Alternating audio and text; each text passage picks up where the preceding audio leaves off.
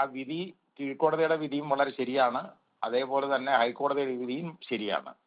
കാരണം അതിനകത്ത് സാഹചര്യ തെളിവുകളാണ് ഉണ്ടായിരുന്നത്, ശക്തമായ സാഹചര്യ തെളിവുകൾ.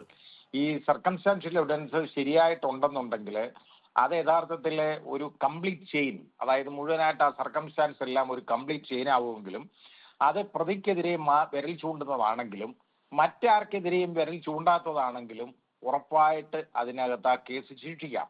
അങ്ങനെ ഈ കേസിന്റെ ശിക്ഷ, കൺവിക്ഷൻ എന്ന് പറയുന്നത് വളരെ ശരിയായിരുന്നു, അതിന് സംശയമൊന്നുമില്ല. കാരണം ഈ പ്രതിയുടെ DNA അവിടെ ആ പെൺകുട്ടിയുടെ മുതുകത്ത് കടിച്ച പാടിൽ നിന്ന് കിട്ടി.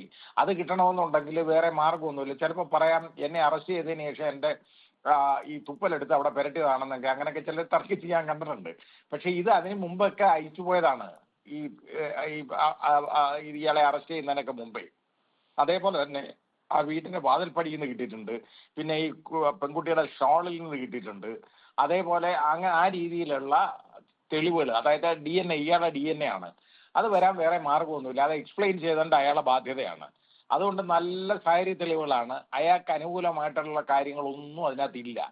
അപ്പോൾ കൺവിക്ഷൻ വളരെ ശരിയാണ്. പിന്നെ ഡെത്ത് സെന്റൻസ് വരുമ്പോൾ ഇങ്ങനെയുള്ള കേസിൽ വധശിക്ഷ കൊടുക്കാമോ ഇല്ലയോ എന്നുള്ളത് നോക്കുമ്പോൾ റയറസ്റ്റ് എമംഗ് റയർ ആകുമോ ഇല്ലയോ എന്ന് നോക്കണമെന്നുണ്ടെങ്കിൽ സ്പെഷ്യൽ ഫാക്ട്സ് വേണമെന്നുള്ളതാണ്.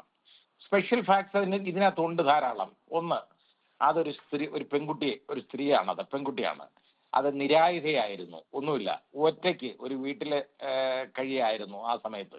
അപ്പോൾ ആ വീട്ടിനകത്ത് അതിക്രമിച്ച് കയറിയാണ് ഇതുപോലെ ചെയ്തേക്കുന്നത്. ഇതെല്ലാം സ്പെഷ്യൽ ഫാക്ട്സ് ആണ്. മാത്രവുമല്ല, വളരെയധികം ക്രൂരമായ രീതിയിൽ ആണ് ഇതിനെ കൊലപ്പെടുത്തിയേക്കുന്നത്. അപ്പോൾ ഇതെല്ലാം എന്ന് പറയുന്നത് വളരെ പ്രത്യേകതയുള്ള ഫാക്ട്സ് ആണ്, സ്പെഷ്യൽ സർക്കംസ്റ്റാൻസ് ആണ്. അത്രയും അതിക്രൂരത കാണിച്ചതാണ്, അതുപോലെ അത്രയും പീഡിപ്പിച്ച് ഇതിനെ കൊലപ്പെടുത്തിയതാണ്. അതുകൊണ്ട് ഒരു കാരണവശാലും ഇത് റയറസ്റ്റ് എമംഗ് റയർ അല്ലാതാകുന്നില്ല, റയറസ്റ്റ് എമംഗ് റയർ തന്നെയാണ്.